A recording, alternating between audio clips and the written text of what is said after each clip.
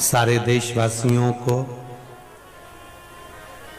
इस पुनीत पावन गणतंत्र दिवस की बहुत बहुत बधाई हो। आप सभी को मेरे भारत की भूमि के इस आज़ादी पर्व की बहुत बहुत बधाई हो। भगवान शिव सभी के भीतर राष्ट्रभक्ति को जागृत करे और एक एक जीव इस राष्ट्र के कार्य में तत्पर रहे। शिव महापुराण की कथा कह रही है, बड़ी मुश्किल से मनुष्य का देह मिलता है और मानव का शरीर अगर मिल गया, मानव की देह प्राप्त हो गई तो भगवान की भक्ति में इसको क्यों ना लगा। कई बार तो हमारा शरीर भगवान के मंदिर तक भी पहुंच जाता है, भगवान के भजन तक भी पहुंच जाता है, भगवान की कथा तक भी पहुंच जाता है, तो भी हम उस समय को ज्ञात नहीं कर पाते और वो समय हमारे हाथ से निकल जाता है।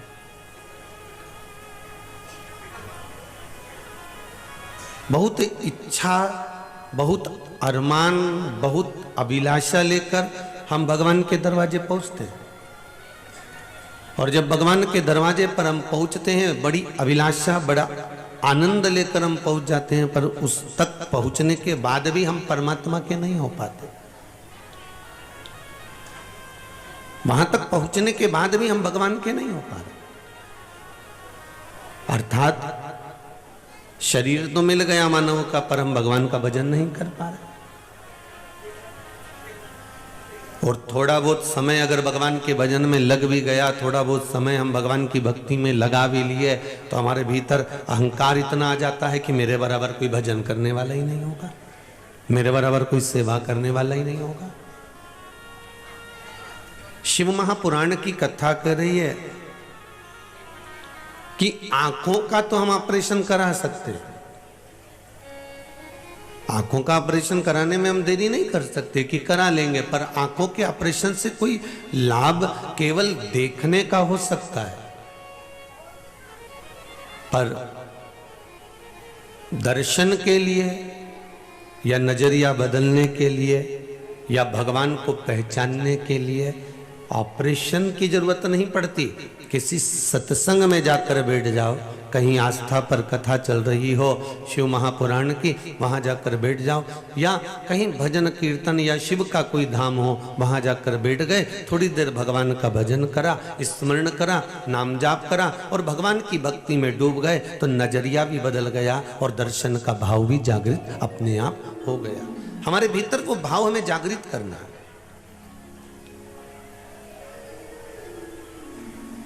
हमारे भीतर हम वो भाव को जागृत करें। भगवान ने नेत्र दिए हैं, प्रत्येक जीव को नेत्र दिए हैं कि इन नेत्रों से तुम्हें देखना है।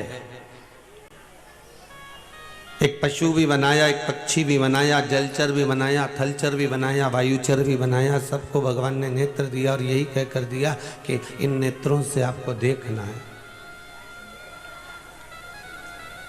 इन नेत्रों से आपको देखना है। पर भगवान ने ये जरूर कहा कि इन नेत्रों से देखना है, पर भगवान ने ये नहीं कहा कि इससे हमें दूसरे का अवगुण देखना है। भगवान कहते हैं इन नेत्रों को बड़ी मुश्किल से प्राप्त हुआ है। महाराज, इन नैनों को रोग लगा है रोज सिनेमा देखन का, इन नैनों से दर्शन कर लो सभी रोग मिट जाएंगे। हरि ओम हरि ओम हरि ओम हरि ओम। बड़ी मुश्किल से नयन मिले, और वो नयन मिले तो उसको सत्कर्म में क्यों ना लगाएं। अगर भगवान ने नेत्र दिए हैं तो उसको सतमार्ग की ओर क्यों ना लेकर जाएं हम। शरीर दिया है तो इसको भगवान की भक्ति में क्यों ना लगाएं हम। चरण दिए हैं तो इसको भगवान के दरवाजे तक क्यों ना लेकर जाएं हम। और यदि भगवान ने श्रवण दिया है तो इन कानों से क्यों ना हम भगवान की कथा को श्रवण करें, भगवान की भक्ति में क्यों ना डूबे हम। जिसको इस सारी इंद्रियां, चाहे 5 कर्मेंद्रिय हो, चाहे 5 ज्ञान इंद्रिय हो, कल जैसा कर दीजिए भाई, 5 कर्मेंद्रिय हो चाहे 5 ज्ञान इंद्रिय हो, ये सारी इंद्रियों को हमें परमात्मा तक दे देना है। क्योंकि इंद्रियां बड़ी विचलित होती है। इसको भक्ति का जो पथ होता है, भक्ति का जो मार्ग होता है, भक्ति का जो पथ होता है, वहां तक ये जाने में पीछे हट जाती है। चलती तो है, ऐसा नहीं कि इंद्रियां भगवान तक नहीं जाती। नेत्र को भी आप भगवान तक लेकर जाते हो, श्रवण को भी आप भगवान तक लेकर जाते हो, वाणी को भी आप भगवान तक लेकर जाते हो, हृदय को भी भगवान तक लेकर जाते हो। पर ये बीच मार्ग में कहीं ना कहीं अवरुद्ध जो उत्पन्न हो जाता है, कहीं काम का, कहीं लोभ का, कहीं विषय का, कहीं आसक्ति का, कहीं वासना का, कहीं तृष्णा का, ये अवरुद्ध जो इकट्ठा हो जाता है और ये इंद्रियों को परमात्मा तक जाने से रोक देता है। ये भगवान तक पहुंचने में अड़चन उत्पन्न कर देता है।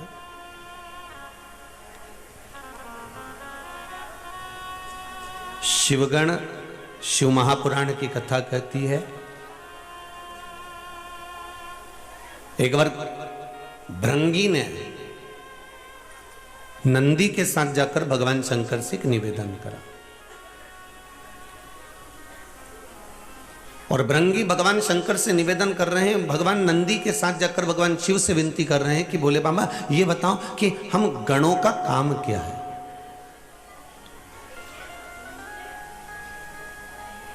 हम गणों का काम है क्या, हम गण किस काम के लिए, हम गण क्या कर सकते हैं, आप वो बताइए। भगवान शंकर ने कहा, मृत्यु लोक में जितने भी मानव, चाहे जलचर हो, चाहे थलचर हो, चाहे वायुचर हो, मनुष्य के साथ में जो जीव जंतु भी अगर जन्म ले रहे हैं मृत्यु लोक में, कभी कभी आपने ये ध्यान करा होगा, स्मरण करा होगा कि चींटी भी क्या रोती है? क्या झिंगुर भी रोता है? क्या कोई कीड़ा जब दुख पड़ता है उस पर तो वो रोता है?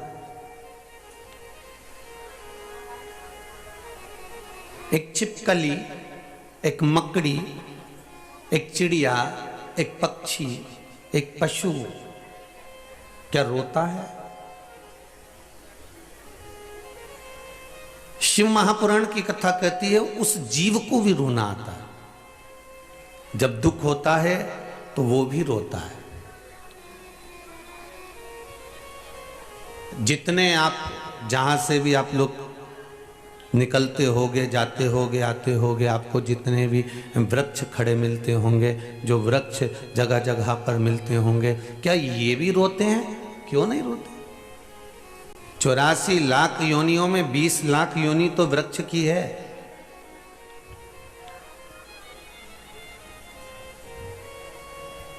उस 20 लाख योनि में भी वृक्ष भगवान से प्रार्थना करते हैं कि हमको कांटे वाला बना देना।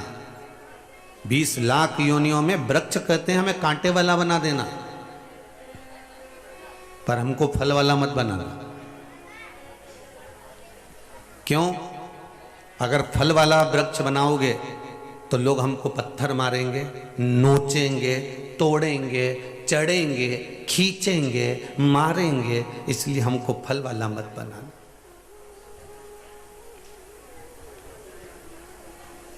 हमें फल वाला मत बनाना।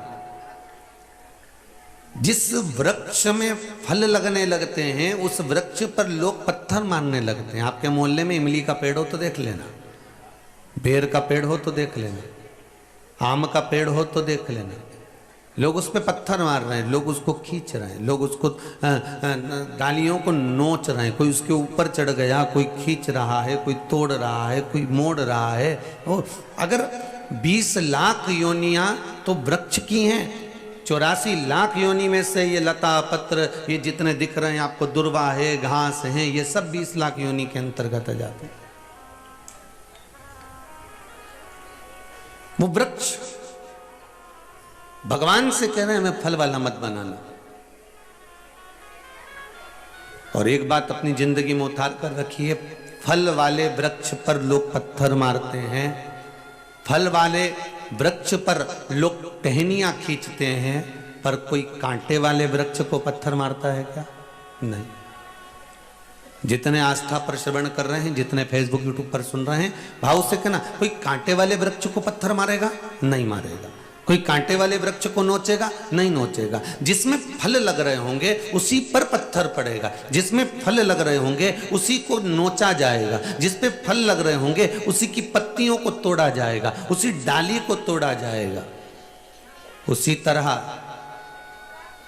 जब तक आपके पास में कुछ भी नहीं है, धन नहीं है, वैभव नहीं है, सत्ता नहीं है, पैसा नहीं है, दौलत नहीं है, तब तक दुनिया के लोग आप पर कोई उंगली नहीं उठाएगा।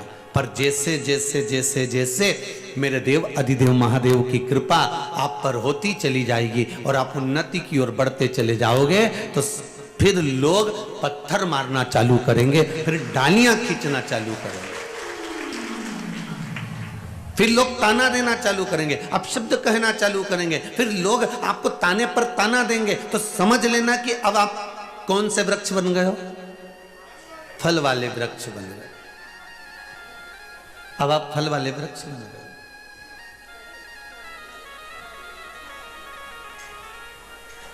अब आप कांटे वाले नहीं रहे हो। जब भगवान हाथ पकड़ लेता है और अपनी ओर अग्रण्य कर देता है, वैभव की ओर, सत्ता की ओर, धन की ओर, निरोगता की ओर, तो दुनिया के लोग फिर पत्थर मारना प्रारंभ कर देते हैं। एक सुंदर पत्र है, किसी ने भेजा है। जितने पढ़े हैं ये हैं, जो नहीं पढ़े हैं वो ये हैं। पढ़ेंगे जब वो भी वर्णन करेंगे। वो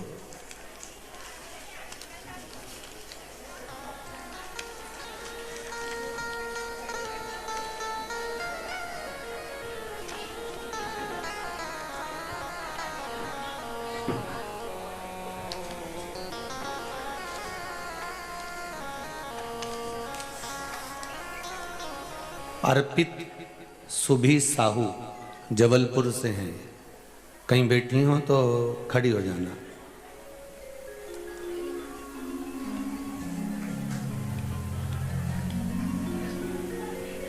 आप ही हैं बेटा?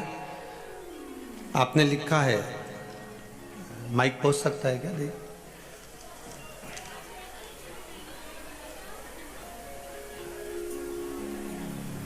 पहुंचाइए जरा।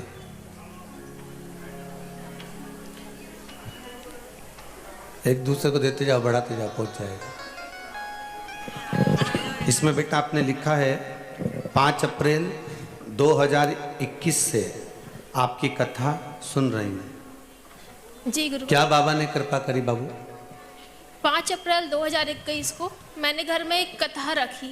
मेरी बुआ उस कथा में आई, उन्होंने आपके बारे में बताया। जो हमारे पास कुछ बचा हुआ था उससे मैंने कथा करवाई। उसके बाद उन्होंने बोला कि प्रदीप मिश्रा जी को एक बार सुनो, पशुपति का व्रत करो। मैंने जिस दिन से व्रत किया है, मेरा खुद का ट्रांसपोर्ट चालू हो गया, डुप्लेक्स घर बन गया और अभी खुद की कार, वाहन सब कुछ हो गया महाराज। बाबा की कृपा, बहुत बहुत बाबा की ऐसी कृपा बनी रहे। आपने इसमें लिखा है बहुत तकलीफ में थी, सब कुछ चला गया था, किराया देने की भी गुंजाइश नहीं थी हमारी। आज डुप्लेक्स घर बनवा दिया आपने 1200 स्क्वायर फीट में। पूजा तो सब करते हैं, आपने मुझे पूजा का ढंग सिखा दिया गुरुदेव। बाबा की कृपा। विराज जी बहुत बहुत साधुवाद। बाबा ऐसी ही कृपा आप पर बना। यहाँ तक गुरु जी हमारी फैमिली ने हमको छोड़ दिया था। धन जब चले जाता है ना बाबू, तो सबसे पहले परिवार ही भगता है। वो कहते हैं नाव डूबती है तो चूहे भाग जाते हैं। और आज सारे रिश्तेदार, सारी फैमिली हम लोग को बुलाती हैं, सब पूछने लगे हैं। अब वापिस सम्मान मिलने लगा ना, बस यही शंभू है, यही शंकर, सब आपके आशीर्वाद से। बाबा की कृपा। शंभु श्री शिवाय। श्री शिवाय नमस्ते। बैठिए बाबू बैठिए। जी। शिव की कृपा है। शिव ओघड़दानी है। आप अगर विश्वास रखे हो शंकर के प्रति, अगर आपका भाव निर्मल है और दिल से आप अगर शंकर को रिझा रहे हो, तो उसकी मिलन में देरी नहीं हो सकती।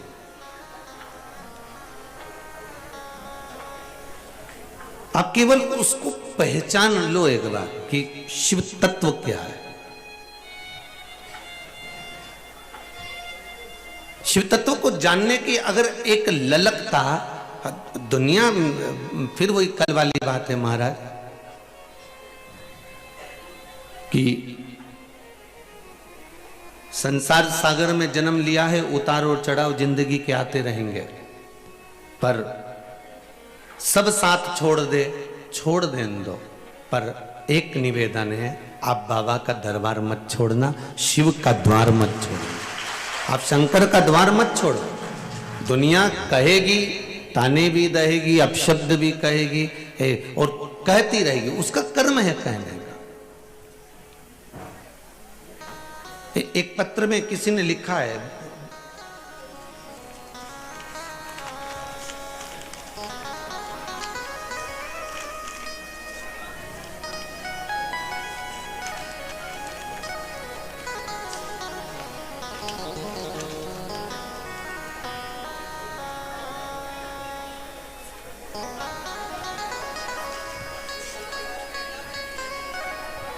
नीरज जी शर्मा हैं, ब्राह्मण परिवार से हैं। किरण जी शर्मा महाराष्ट्र से हैं, गांव इंगन घाट से हैं। कहीं बैठी हो तो हाथ उठाइएगा।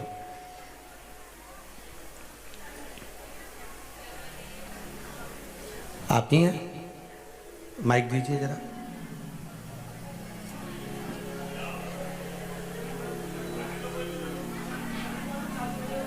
माइक चालू करके पूछा दो।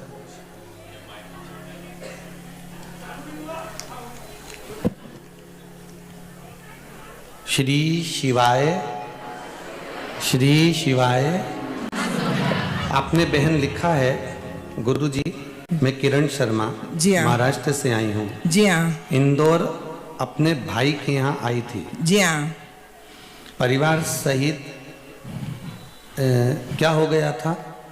मेरे भाई शांत हो गया था, पर मैं 2 कदम भी नहीं चल सकती थी जी। भोलेनाथ की ऐसी कृपा हुई कि मैं गंगा सागर होके आई हूँ अभी। बाबा की कृपा। अचानक मेरी बहू के क्या हो गया था? बहू को पैरों में तकलीफ है मेरे। नहीं, आपका इसमें लिखा है बहू को भी कुछ तकलीफ हो गई थी। किसको?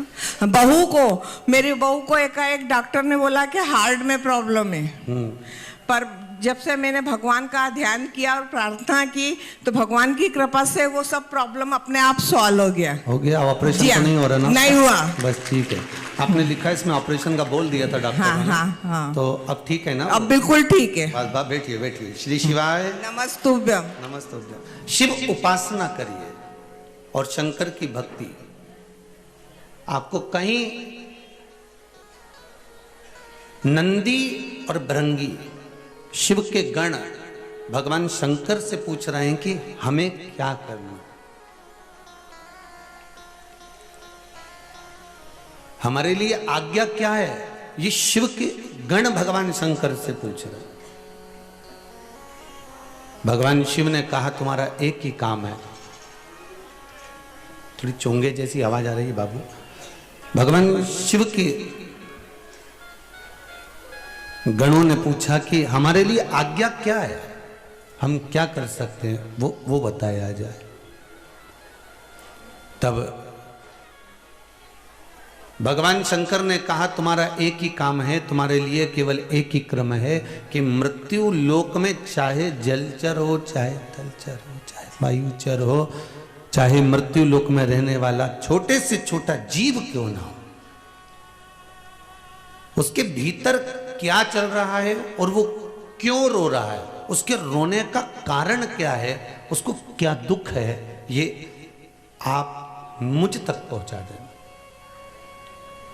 शंकर के जितने गणों का दर्शन आप इस पीछे फोटो में कर रहे हो, फ्लेक्स में कर रहे हो, बैनर में कर रहे हो, या जितने भी शिव जी की शादी में शंकर भगवान के गणों का दर्शन करते हो, ये गण जितने 33 कोटि देवता हैं उससे थोड़े बहुत कम भगवान शंकर के गण हैं।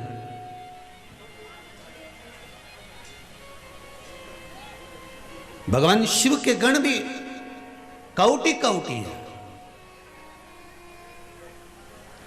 और कोटि कोटि वो गण भगवान शंकर के वो गण कोटि कोटि। ये सब पर चाहे वो पशु हो, पक्षी हो, जलचर हो, थलचर हो, वायुचर हो, जितने भी जीव जहाँ विराजमान होते हैं, उन जीवों के रोने की दशा क्यों रो रहे हैं, क्या कारण है, उनको तकलीफ क्या है, उनको दुख क्या है, उसका कारण ये जो गण है ये जान जाते हैं और जानकर देव अधिदेव महादेव से जाकर, देव अधिदेव महादेव से जाकर बोल देते, भगवान शिव से जाकर कह देते।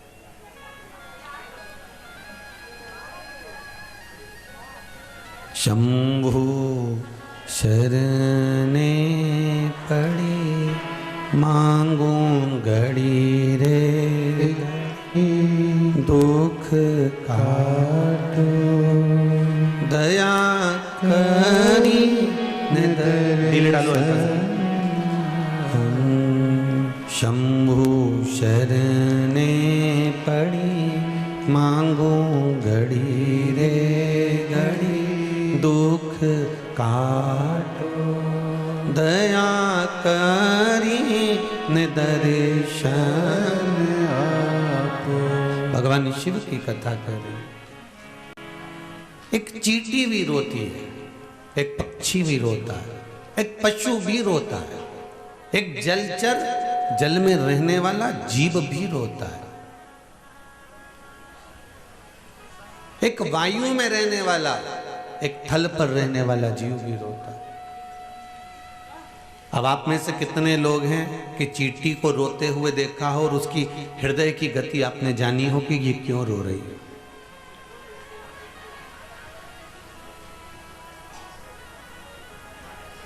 चींटी को घबराहट होती कि नहीं होती? जैसे तुमको घबराहट हो जाती है एकदम, कहीं भीड़ में गए या कोई एकदम तुम्हारे ऊपर आया, कोई चीज पत्थर तुम्हारे ऊपर एकदम आया तो घबराओ कि नहीं घबराओ?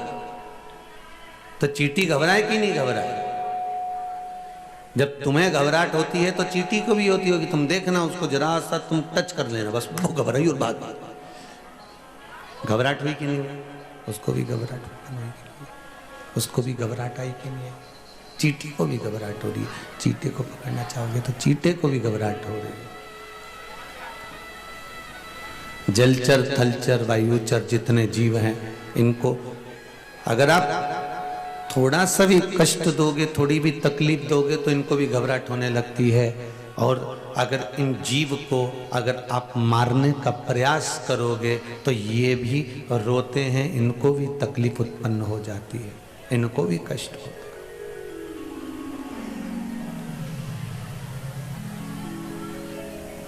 इस संसार सागर में आने के बाद कोई ऐसा नहीं जिसको कष्ट नहीं। एक व्यक्ति सोचे कि भैया साधु सन्यासी सबसे ज्यादा सुखी हैं, तो साधुओं से पूछा जाए तो कहेंगे गृहस्थी सबसे ज्यादा सुखी है। गृहस्थी से कहा जाए कि तुम कैसे सुखी, तो क्या हमसे ज्यादा तो पैसे वाला सुखी है। पैसे वाले से कहा जाए तुम सुखी हो, तो क्या हमसे ज्यादा तो भैया वो बड़ी बड़ी पार्टी लोग सबसे ज्यादा सुखी है।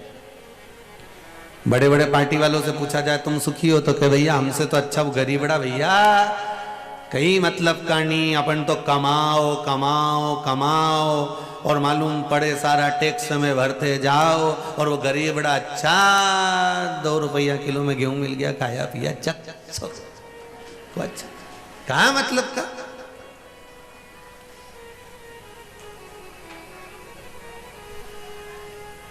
धन को बचाने का भी टेंशन, रखने का भी टेंशन, तो उससे तो वो गरीब बड़ा। फिर गरीब बड़े से पूछा तू सुखी है? अरे अपन काय का सुखी भैया, देखो पैसे वाले कितने जोरदार गाड़ी में घूम रहे हैं, बंगले में रह रहे हैं, जमीन। तो यहाँ तो प्रत्येक व्यक्ति के हृदय में दुख समाहित ही चलता रहता है। दुख की परिभाषा परिभाषा चलती रहती है।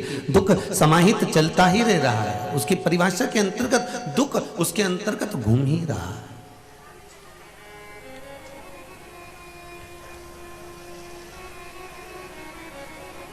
महाराज, हम तेरी दुनिया में आकर खो गए, कर ना पाए हरि भजन और सो गए, कर ना पाए हरि भजन और सो गए। भगवान की कथा कर रही है, स्मरण कर रहा है, संकीर्तन कर रहा है, नाम जाप मंत्र जाप कर रहा है कि आपकी भक्ति। अब वृक्ष रो रहे हैं, पशु पक्षी रो रहे हैं, जलचर थलचर रो रहे हैं, तो इनके रोने की खबर, इनके दुख की खबर, इनको क्या कष्ट है उसकी खबर, इनको क्या तकलीफ है उसकी खबर भगवान तक कौन भेजता है?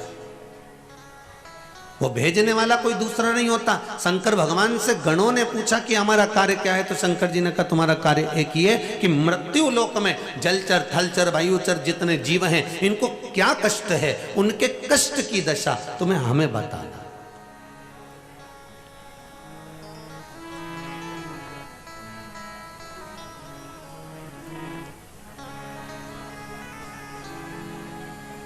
एक बार भृगु ऋषि तीनों देवताओं की परीक्षा करने के लिए चले, ब्रह्मा विष्णु और महेश की। अब भृगु ऋषि जब परीक्षा करने के लिए चले तीनों देवताओं की, तो सबसे पहले भृगु बाबा पहुंचे ब्रह्मदेव के पास में, और ब्रह्मा जी के पास में जाकर उन्होंने जो देखा, और ब्रह्मा जी के पास में जैसे ही पहुंचे तो ब्रह्मा जी तो अपने नेत्र बंद करके भगवान की भक्ति में लगे हुए थे, और जैसे ही भृगु बाबा आए तो ब्रह्मा जी उठ के खड़े नहीं हुए, उन्हें आदर नहीं करा, सम्मान नहीं करा, तो इनको क्रोध आ गया और इन्होंने ब्रह्मा जी को थोड़ा सा श्रापित कर दिया।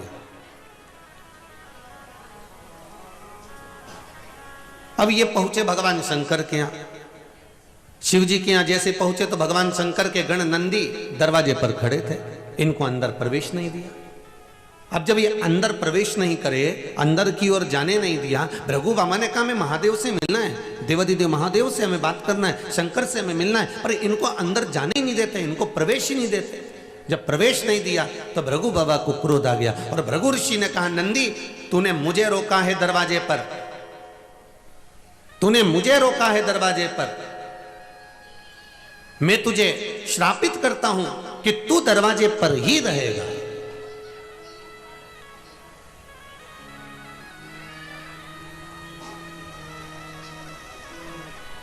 अब पहुंचे भगवान विष्णु के यहां, नारायण सो रहे थे, जाते से भृगु बाबा ने लात का प्रहार कर दिया, चरण का प्रहार करा छाती पर।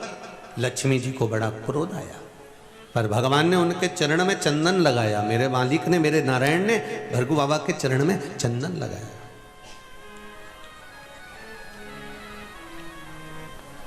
भृगु ऋषि के चरणारविंद में चंदन, तो माता लक्ष्मी ने पूछा प्रभु चोट तुम्हें लगी है तो तुम्हारी छाती पर चंदन लगाना चाहिए, तो आप भृगु ऋषि के चरण पे चंदन लगा रहे हो। भगवान कहने लगे भृगु बाबा के चरण बड़े कोमल कोमल हैं, मेरा शरीर पे मारा चल गया पर इनके चरण में चोट नहीं लगना चाहिए, इसलिए इनके चरण में मैं चंदन लगा रहा हूं, इनके चरणों में मैं चंदन लगा रहा हूं। अब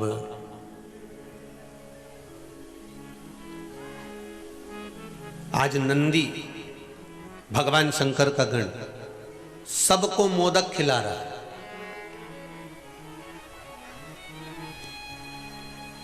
अगर आपको कोई श्राप दे दे, आपको कोई गाली दे दे, आपको कोई अपशब्द कह दे, तो आप में से कितने लोग हैं जो दुनिया के लोगों को लड्डू खिलाएंगे, मिठाई खिलाएंगे? नहीं साहब, तुम्हें तो रसगुल्ला खाना ही पड़ेगा, आज मेरे रिश्तेदार ने मेरे को गाली दी है। नहीं साहब, तुम्हें तो खाना ही पड़ेगा।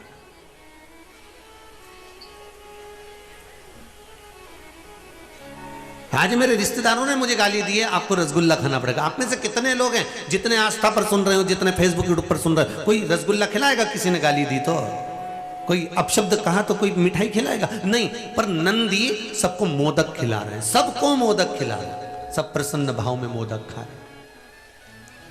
अब सब प्रसन्न भाव में जब मोदक खा रहे थे तो भगवान देवादिदेव महादेव बाहर आए और शंकर जी ने पूछा, जैसे ही नंदी से पूछा, क्यों रे नंदी ये बता कि ये मोदक किस लिए बट रहा है?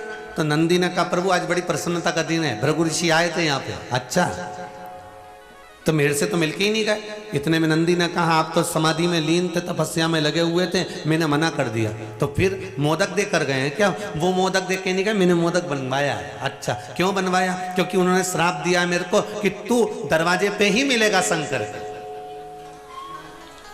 अब ये भृगु बाबा ने मुझे श्राप नहीं दिया है, ये भृगु ऋषि ने मुझे वर प्रदान कर दिया कि मेरा शंकर मुझसे दूर नहीं रहेगा, मेरे सामने रहेगा। मेरा शिव मुझसे दूर नहीं, मेरे सम्मुख में रहेगा। ये भृगु बाबा का मुझे वर प्राप्त हो गया, इसमें श्राप नहीं दिया, इसमें मुझे श्राप नहीं मिला।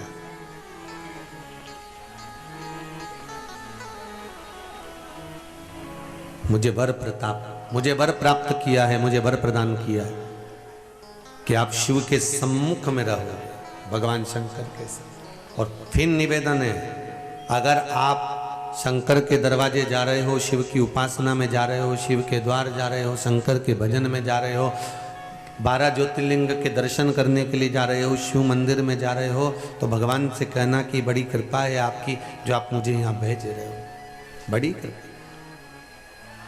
तेरी कृपा बिना नहीं ले एक भी अणु, लेते हैं श्वास तेरी कृपा से तनु तनु। हे गंगाधार मुक्ति द्वार ओमकार तू, बोले ओमकार तू। आयो शरण तिहारी, भोले हार तार तू। भगवान शिव की कथा कर रही हो, गणदानी शंकर का चरित्र कर रहा है, देवादिदेव महादेव का चरित्र कर रहा है। उसकी अगर कृपा है और आप शिव मंदिर तक जा रहे हो, शंकर के भजन तक जा रहे हो, तो उसमें शिव की कृपा जाना।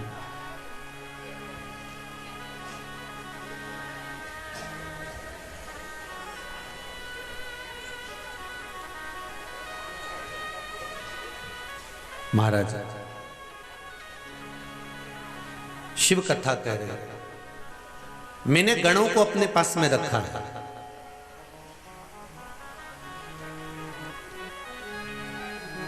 ये गण जो मेरे पास में रह रहे हैं, इनको मैंने एक काम दिया है, आपके मन की दशा को मुझ तक पहुंचाना। आपके मन में क्या चल रहा है, आपके भीतर क्या चल रहा है, आपकी मन की दशा क्या है, आप क्यों दुखी हो,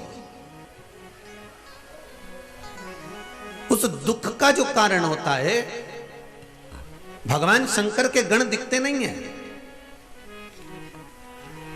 भगवान शिव के गण कभी नजर नहीं आएंगे आपको, पर भगवान शंकर के गण आपके बीच में, आपके सम्मुख में होते हैं।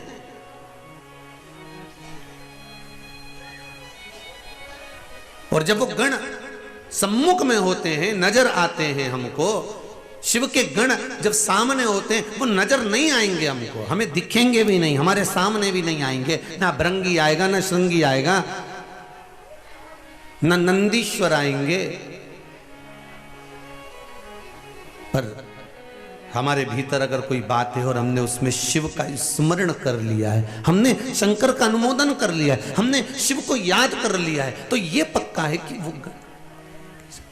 वो गण हमें ले जाकर शिव तक मिला देते हैं, हमारे शंकर से हमारे बातों को कह देते हैं। वो गण हमारे मन की बात शिव तक पहुंचा देते हैं। आपको एक बात कही थी कि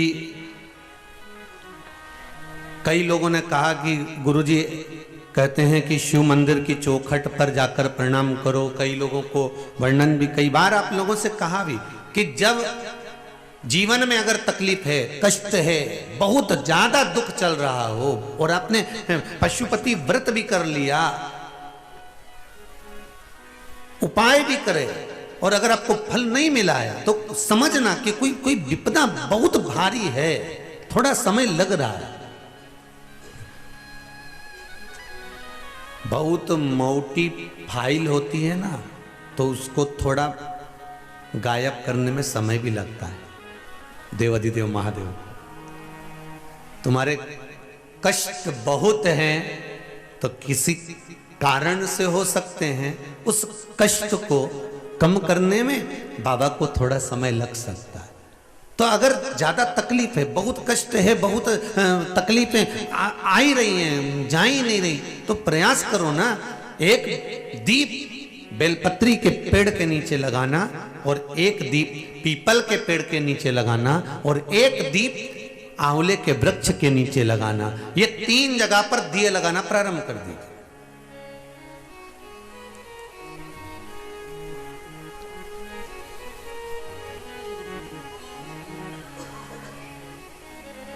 और तीनों जगह दीप लगाते समय भाव प्रकट करते रहिए। श्री शिवाय नमस्तुभ्यं, श्री शिवाय नमस्तुभ्यं, श्री शिवाय नमस्तुभ्यं। भाव प्रकट कर दो। वहां जब दीप लगाओ तो अपने मन की कामना कर कर बेलपत्री के वृक्ष के, और शुरुआत कहां से करना है? बेलपत्री के वृक्ष से शुरुआत करना।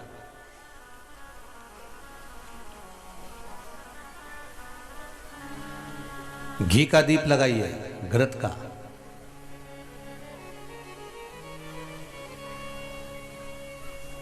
और घी का दीप लगाकर बेलपत्री के वृक्ष की छांव में बैठकर, बेलपत्री के वृक्ष की छाया। अच्छा, कई लोग कोई उपाय जब बताया जाता है तो इतने इतने समझदार लोग हैं कि जो गमले में बेलपत्री का पेड़ है ना, उसमें उपाय करते हैं।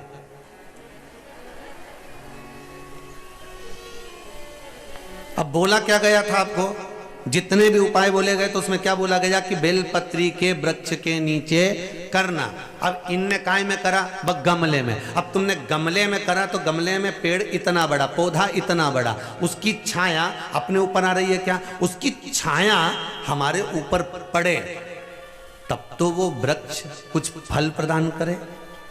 अब तुम धूप में बैठे हो और धूप में बैठे हो और धूप में अगर कोई छाता तुम्हारे पास में होगा तो तुम उसकी छाया में रहोगे। अब उसी तरह जैसे छाते की छाया में चलोगे तो पानी नहीं लगेगा, धूप नहीं लगेगी, कभी हवा भी चल गई, छाता साइड में कर लिया, हवा भी नहीं लगेगी। उसी तरह कई उपाय लोग करते जरूर हैं। उनसे कहा कि मैं आपको बेलपत्री के पेड़ के नीचे ये चढ़ाना है या बेलपत्री के पेड़ के नीचे ये करना है, तो उन्होंने सोचा अपन तो एक काम करो, 50 रुपए का बेलपत्री का पौधा अपने घर पे ही ले चलो, वहीं गमले में लगा लेंगे, वहीं पूजन करते रहेंगे और वहीं पे सारा उपाय करते रहेंगे। अब महाराज चिल्ला चिल्ला के कह रहा सियोर वाला की बेलपत्री के पेड़ के नीचे करो, तो पेड़ के नीचे का मतलब है कि वृक्ष की छांव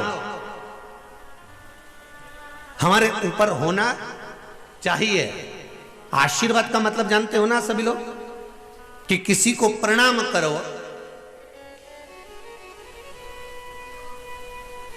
तो उसके हस्त कमल की छाया, जिसको तुमने प्रणाम करा है, जिसको तुमने नमन करा है, उसके हस्त कमल की छाया आपके ऊपर पड़ना चाहिए।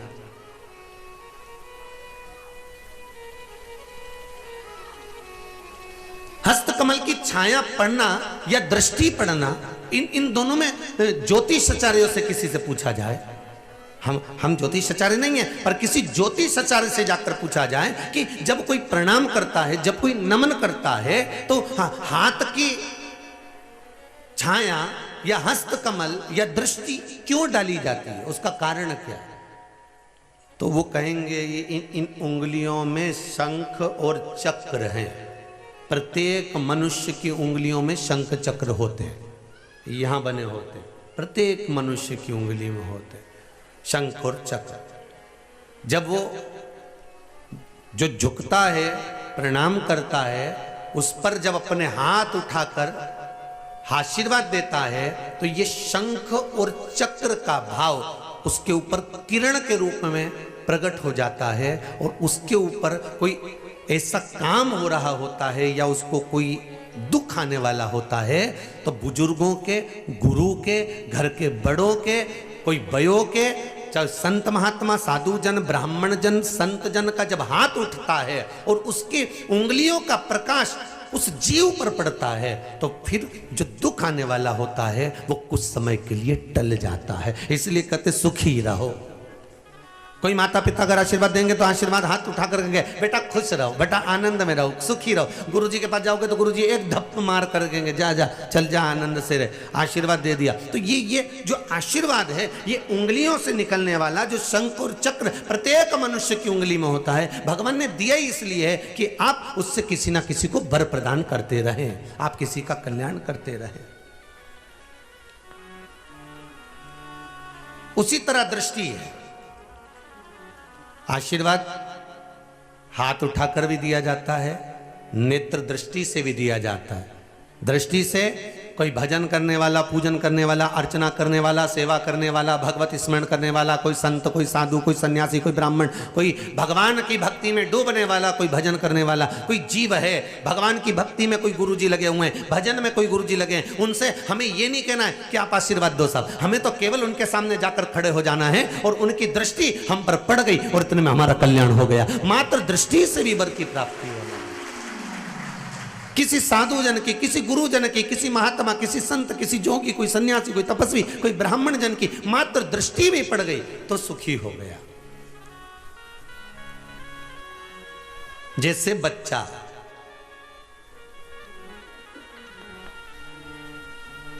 घर पे बीमार रहता है, जैसे ही हॉस्पिटल की सीट, और बच्चे ही नहीं, कई कई लोगों की आदत ऐसी है, कई कई बूढ़े लोगों की भी आदत ऐसी है, घर पे इनका पेट दुखे न कमर दुखे और जैसे ही हॉस्पिटल में ले गए आधे से ज्यादा बीमारी, बुखार तो खत्म ही, डॉक्टर के क्यों बुखार कहाँ आ रही है, ये तो नाप लिया मैंने, ला जीवान ऊंची करने उन्हें धर दिया हुआ, और जो देखा तो कि बुखार तो है ही नहीं, तो सांस लो तो कि फेफड़ा उन भी सब दिखे। तो फिर मेरे को समझ में नहीं आया, घर में रही हूँ तुम्हारी हापड़ी चले न, घर में रही हूँ तुम्हारे रात के बुखार।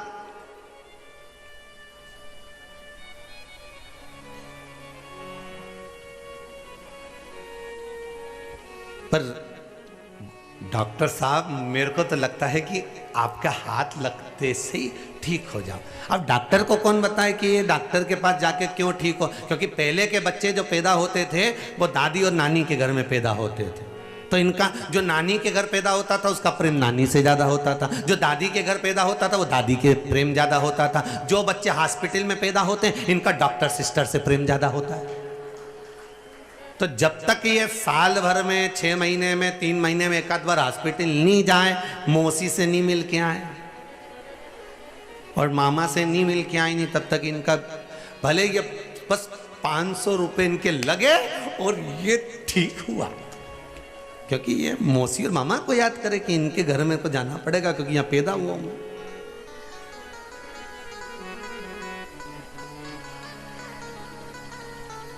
वहां पहुंचना पड़ेगा।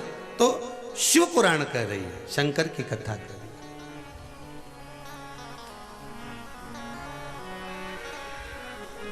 है। दुख आया रहे महाराज,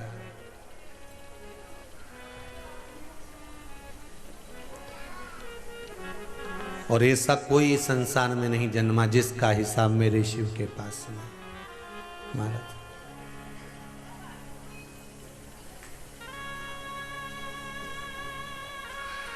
जितना जिसके भाग्य में होता,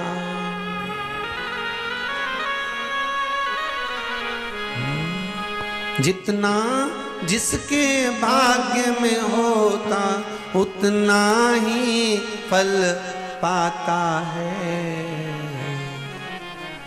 मेरे भोले के दरबार में सबका खाता है, मेरे भोले के दरबार में सबका खाता है। शिव लहरी के दरबार में सबका खाता है, शिव लहरी के दरबार में सबका खाता है। जितना जिसके भाग्य में होता हो, जितना जिसके भाग्य में होता उतना ही वो पाता है। भोले मेरे स्वामी मेरे भोले के दरबार में सबका खाता है। भोले बाबा के दरबार में सबका खाता है।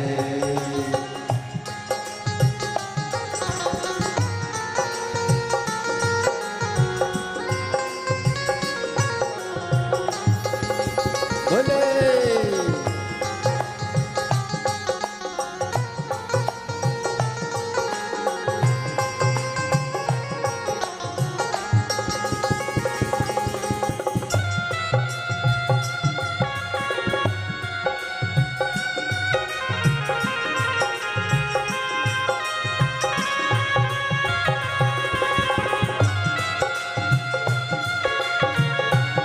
मैं था तो मैं 25 जनवरी को 10 से 11 बजे मिलने के लिए आया।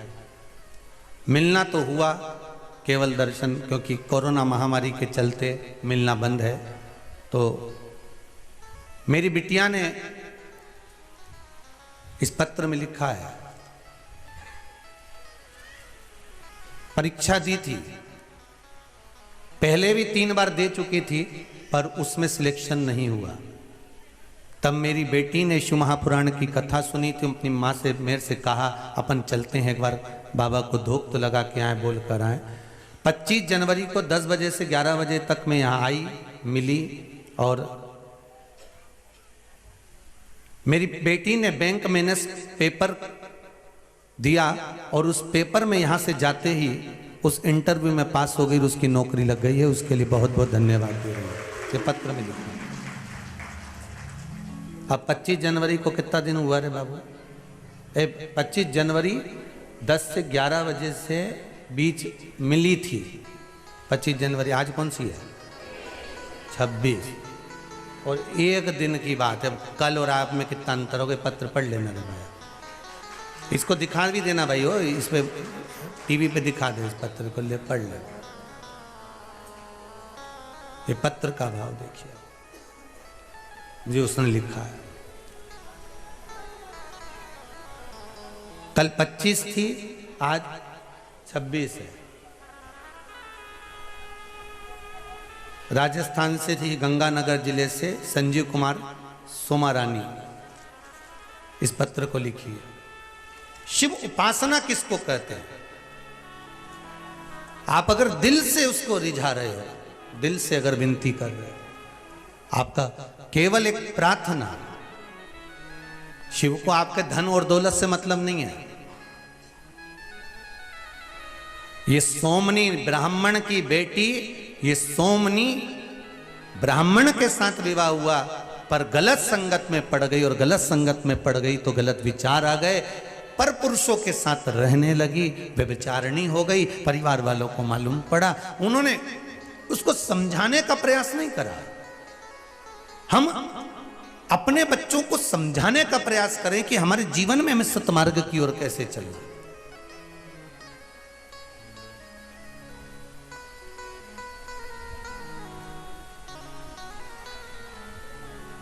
अभी 2 साल से पहले जब कोरोना महामारी चली, इसके पहले मंदिर में केवल पंडित जी घंटी बजाते थे, आरती उतारते थे और भगवान का पट बंद कर देते थे। पर ये 2 वर्ष जो कोरोना महामारी के निकले हैं और लोगों ने शिव महापुराण की कथा को श्रवण करना प्रारंभ करा, तो अब केवल मंदिर में अकेले पंडित जी नहीं रहते, आरती करने वाले भी साथ में रहते हैं, पूजन करने वाले भी साथ में रहते हैं। क्यों? क्योंकि हमने खुद भगवान को हवा बना दिया था कि लोग मंदिर तक जाते ही नहीं थे। लोगों को हमने डरा दिया था कि लोग मंदिर तक नहीं पहुंचते थे। अब शंकर से लोगों का इतना प्रेम हो गया, भगवान से इतना प्रेम जागृत हो गया कि लोग मंदिर की सीढ़ी छोड़ते नहीं है। एक बार पशुपति व्रत पूरा हो जाता है, दूसरी बार फिर चलने के वापिस चालू हो जाता है।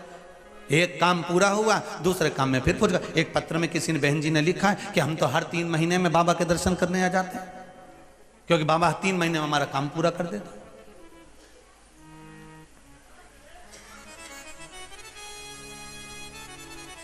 सोमनी को समझाया नहीं गया, ब्राह्मण की बेटी को समझाया नहीं गया, ससुराल वालों ने ले जाकर उसको एकांत में जंगल में छोड़ दिया। ऐसे विधाने जंगल में छोड़ा कि इसको कोई पशु पक्षी खा जाएगा, ये मर जाएगी, यहीं पर रह जाए, क्योंकि हमारे कुल को बर्बाद कर रही है, हमारे कुल को बदनाम कर रही है, इसको छोड़ दिया जाए। अगर कोई नशे में डूबा हुआ है, कोई बेकार कर्म में डूबा हुआ है, तो क्या हम उसको छोड़ देंगे? हम उसको ले जाकर जंगल में पटक देंगे? हम उसको ले जाकर कहीं छोड़ देंगे? नहीं, उसको समझाने का प्रयास करो, उसको शिव की भक्ति में डुबाने का प्रयास करो, उसको भगवान के भजन में डुबाने का प्रयास करो। कह दो उससे, तुझे काम नहीं करना ना, मत कर। मंदिर में झाड़ू लगा, पोछा लगा, शिव मंदिर की आराधना कर, शंकर की भक्ति धारण कर। कभी तो शंकर की भक्ति में डूबेगा तो एक दिन तो शंकर उसका हाथ पकड़ेंगे। वो वाली बात याद रख लो, वो टेढ़ी चोटी वाली, भला है बुरा है ओ मेरा पति तो मेरा, बस मेरा देव अधिदेव महादेव यही कहता है, भला है बुरा है जैसा भी है मेरा भगत ही तो है। बस शिव जानता है, आप गलत हो ये शंकर को मालूम है, आप अच्छे हो ये शंकर को मालूम है, आप गलत काम कर रहे हो तो उसको माना, समझाओ, डांटना है थोड़ा बहुत डांट लो, पर ये नहीं कि उसको ले जाकर हम कहीं पटक किया है, उसको ले जाकर हमने छोड़ दिया तो घर से निकल जा, हमारा संबंध खत्म हो गया, अब नहीं आना, ना मैं तुझे देखूंगी ना तुम मुझे देखना, और मेरे संबंध खत्म हो जाए। नहीं नहीं नहीं नहीं महाराज, जिस धागे की गांठ हाथ से खुल सकती है उसको खोलो, कैंची से मत काटो, उसको खोलो, कैंची से मत काटो। जब गांठ जम के लग गई हो तब कैंची का प्रयोग करो। अगर कोई बात प्रेम से सही हो सकती है तो उसको प्रेम से खोलो, जीवान की कैंची से काट कर अलग मत करो, उसको खोलने का प्रयास करो। संगत बिगाड़ेगी, सोमनी को बिगाड़ दिया संगत ने, वो जंगल में पहुंच गई, घर के लोग वापिस आ गए, रोती बिलकती अकेली पड़ी थी, पर संगत का असर ऐसा था कि इसको वहां भी वैसे ही मिल गए। एक भील ऐसा मिल गया, वो भी मांसाहार करने वाला, मदिरा पान करने वाला, और उसने इसको देख लिया, युवान थी, तरुणी थी, बड़ी सुंदर थी। उस भील ने अपना साथ बनाया और इसको अपने साथ ले गया। अब अपने साथ ले गया, भूखा मरता क्या न करता, इसके घर में रहने लगी। भील के साथ में इसने विवाह कर लिया, शादी कर ली तो जैसा भील मांस लेकर आता है मांस खाती, मदिरा लेकर आता तो ये भी मदिरा पीती।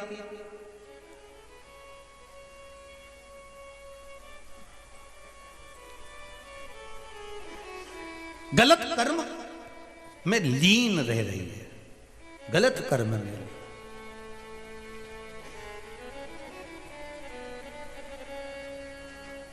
किसी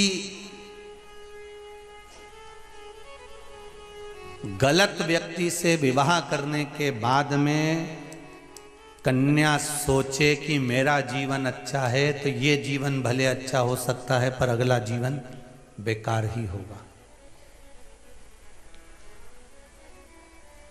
अगला जीवन बेकार ही होगा।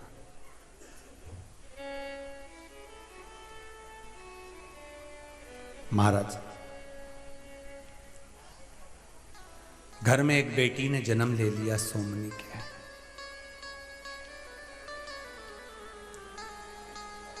सोमनी नशे में इतनी धुत रहती, जितना वो भील उतनी वो सोमनी। घर में बेटी ने जन्म ले लिया, जन्म लेने के बाद एक दिन भील कहीं चले गया और बेटी को जन्म देने के बाद ये भूख के मारे बिलबिला रही थी, बिलख रही थी, मुझे भूख लगी।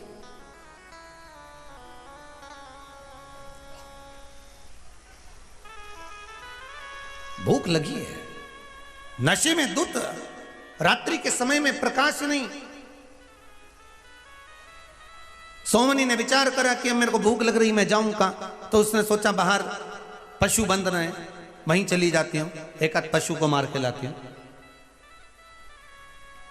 जहां पर पशु बंध रहे थे वहीं पर राजपति ने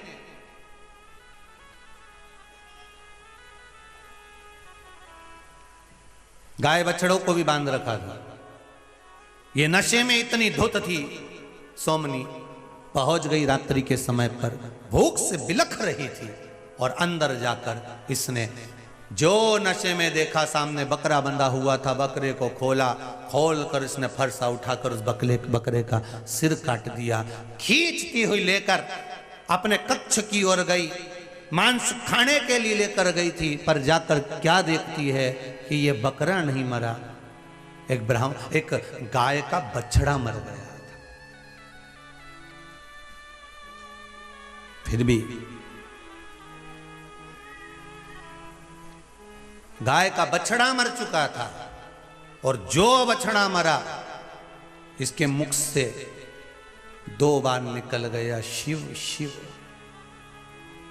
परंतु नशा इतना था कि भूख तेज थी, उसको ही खा गया।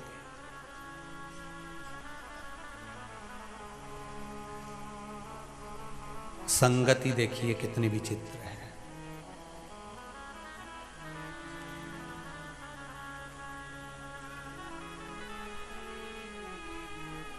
समय आया, कहीं जा रही थी, ब्राह्मण की बेटी थी, इसलिए पछतावे के रूप में 2 बार मुख से क्या निकल गया था? शिव शिव। और ये शिव नाम किसकी संगत से निकला था? जिस ब्राह्मण के साथ इसका विवाह हुआ था, जिस ब्राह्मण के साथ में इसकी शादी हुई थी, सोमनी का वो पति शिव भक्ति में लगा रहता था, पर इसका चित्त शिव भक्ति में नहीं लगा था, पर मुख से 2 बार शिव निकल गया इसके। एक दिन जाते जाते रास्ते से, मार्ग से जा रही थी, और कहीं खड्डे में नशे के कारण गिर गई, प्राण छूट गए। प्राण छूटे और अगला जन्म इसका चंडाल के घर में हो गया।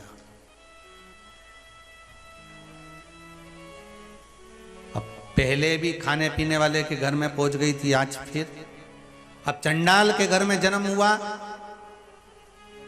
जन्म से ही आंखें नहीं थी, अंधी थी, शरीर में कोढ़ हो गया था।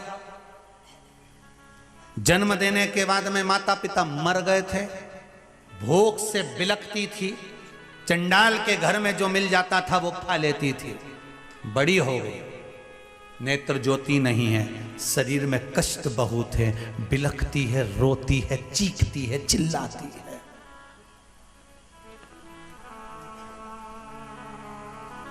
रो रही है। कई लोगों की आदत रहती है, वो भगवान से कहते हैं हमने कौन सा पाप करा प्रभु जो हमको भुगतना पड़ रहा है, हमने कौन सा पाप करा प्रभु जो हमको ये कष्ट दे दिया, हमने कौन सा पाप करा प्रभु हमको ये रोग मिल गया, हमने कौन सा पाप करा प्रभु जो हमको ये बीमारी हो गई। उसका कारण हमारा पूर्व का जन्म है। हम क्या कर करा है ये किसको मालूम है। शिव महापुराण की कथा बार बार कहती है, मत बुरे कर्म कर बंदे वरना पछताएगा, भगवान की आंखों से तू बच नहीं पाएगा, तू बच नहीं पाएगा। अरे ओ अज्ञानी मत करना दान। क्यों ऐसा कर्म करते हो?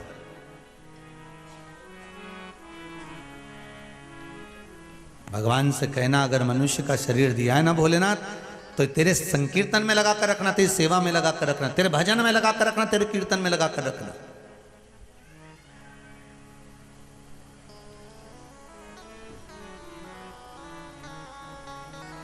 मुझे तेरी सेवा चाहिए, उसके सिवाय कुछ। एक कोटा से बालक आया हुआ है, उस बालक ने कल भी बोला, परसों भी बोला, गुरुजी अब मैं 2-4-8 दिन यहाँ आया हूँ, मुझे सेवा का मौका देना। कहीं बैठा होगा, ये बैठे, मुझे सेवा का मौका देना गुरुजी। बस मैं यहाँ पर सेवा करूँ 8 दिन, और मुझे विश्वास है कि मैंने अगर 4 दिन सेवा कर लिया, 2 दिन सेवा कर लिया, 7 दिन सेवा कर लिया, तो मेरा विश्वास कहता है कि बाबा मेरी सुनेगा। मुझे सेवा दे महाराज। और सीधी सीधी बातें शिव महापुराण भी तो ये कहती है, कर सेवा तू लगन लगाकर, मन में सच्चा भाव जगाकर, ये की आंखें खोलो रे, अब शिव जी के होलो रे।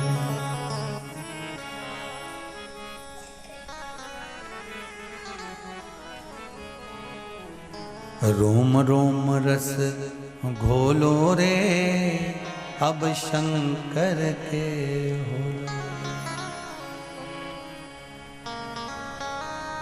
बस अब इस चित्त को, शंकर तन है, शंकर मन है, शंकर ही जीवन है। रोम रोम रस घोलो रे, अब शंकर के होलो। श्री शिवाय नमस्तुभ्यं बोलो रे, अब शंकर के बोलो रे। अब चित्त मन, सोमनी ने जन्म जरूर ले लिया, पूर्व में करा था, गलत भक्षण कर लिया था, गलत संग कर लिया था, गलत के साथ रह ली थी, मदरा पान मांसाहार सब कुछ गलत करा। जन्म चंडाल के घर में हो गया, गलत जगह पर आई, आंख तक नहीं दी, भगवान ने कौड़ी शरीर बना दिया, खाने के लिए बिलखती थी। किसी को मालूम पड़ा, इसको कहीं सूचना मिल गई कि पास में महाबल शंकर का एक मंदिर है, वहां कोई शिवलिंग है, उस शिवलिंग के पास में मेला लगने वाला है। इसने सोचा मेले में जाऊंगी, कुछ खाने का मिल जाएगा, किसी के हाथ का छुड़ा कर ही खा लूंगी, कुछ मिल जाएगा। आंख से अंधी, शरीर में कौड़, शरीर बेकार, धीरे धीरे चलती चलती चलती चलती गोकर्ण क्षेत्र में पहुंच गई, जहां पर महाबलेश्वर भगवान शंकर का मंदिर था। शिवालय मंदिर में केवल मंदिर नहीं बना था, केवल शिवलिंग था उस जगह पर, केवल शिवलिंग।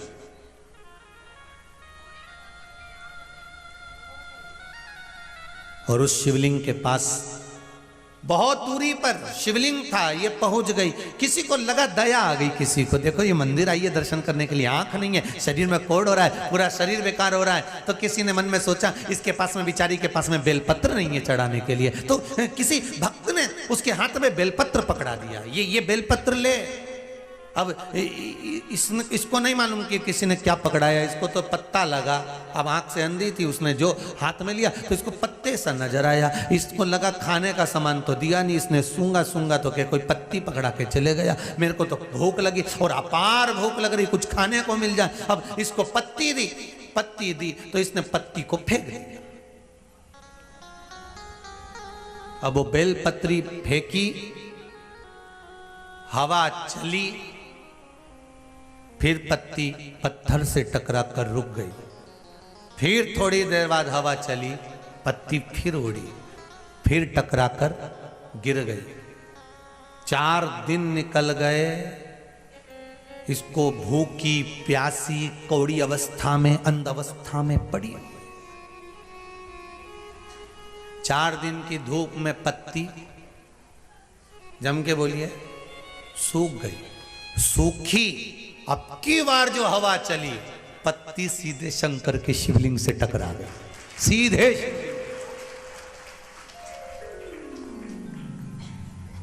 महाबल शिवलिंग से जैसी पत्ती टकराई, शंकर से जाकर लगी, ये चली।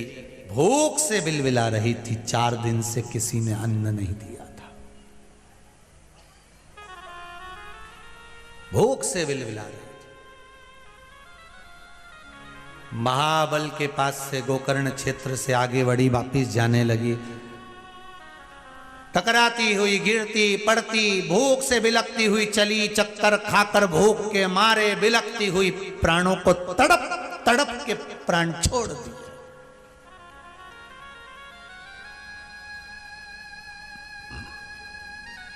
सौमनी तड़प तड़प के प्राणों को छोड़ दी, प्राणों को छोड़ा। अभी आपको कथा में कहा था, आपकी हर पल में जो मन में चल रहा है इसकी खबर शंकर को भगवान शंकर के गण दे देते हैं। आपके मन में क्या चल रहा है। हम कई बार कथा में कहते हैं कि सती मैया शिवजी के साथ अगस्त ऋषि के यहाँ, कुम्मच ऋषि के यहाँ कथा सुनने के लिए गई, और अगस्त बाबा के यहाँ कथा सुनने के लिए जब पहुंचती हैं तो अगस्त बाबा के यहाँ कथा सुनते सुनते सती मैया के मन में आ गया, मेरी शादी हुई और मेरे पति मुझे यहाँ कथा सुनाने लेकर आ गए, इससे तो जलकर भस्म हो जाऊं तो अच्छा। तो सती मैया ने सोच लिया था कि मैं जलकर भस्म होंगी, सती मैया को जलकर भस्म होना पड़ा। शंकर भगवान ने सोचा राम जी का दर्शन हो जाए, तो राम जी का दर्शन हो गया। शिव कथा आप चाहे आस्था चैनल पर सुने, आप चाहे मोबाइल पर सुने, आप चाहे फेसबुक पर सुने, आप चाहे यूट्यूब पर सुने, शिव कथा जहां बैठकर सुन रहे हो, आपके मन में जो कामना आ रही है शंकर के गण वो कामना आपकी पूरी जरूर करते हैं, यह पक्का। शिव के गण वो कामना पूरी जरूर करेगा। आप दिल से रिझाएं। आया पत्र के अंतर्गत देखिए,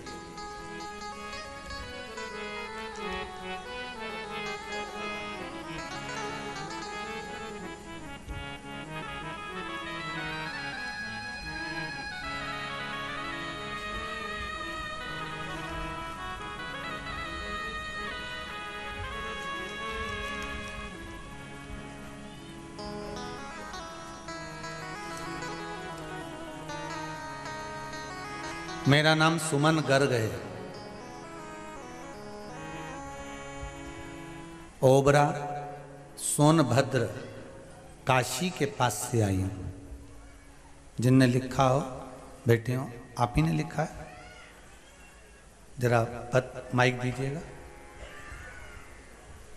मेरा नाम सुमन गर्ग है, मैं ओबरा सोनभद्र काशी जी के पास से आई हूं।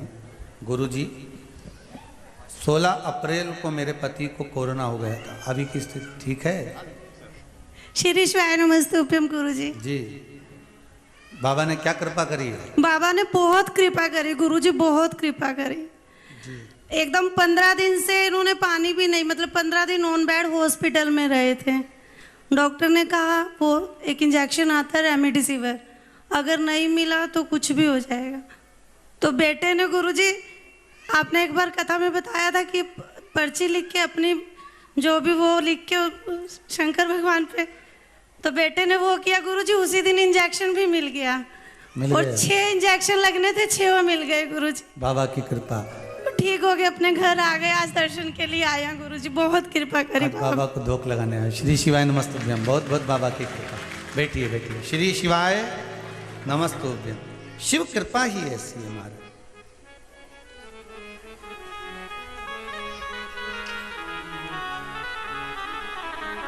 गीता वर्मा, रजनी पाल, इंदौर से आए हैं हम। गुरुजी हर 3 महीने में आ जाते हैं।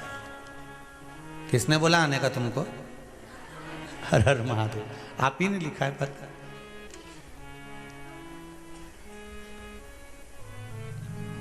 देव जरा माइक दो बेटी को।